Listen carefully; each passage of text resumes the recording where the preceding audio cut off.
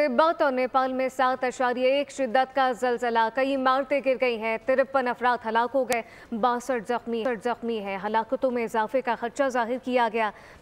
जलजले की गहराई 10 किलोमीटर और मरकज तिब्बत की टंगरी काउंटी रिकॉर्ड किया गया। मुतादिद आफ्टर शॉक भी रिकॉर्ड किए गए।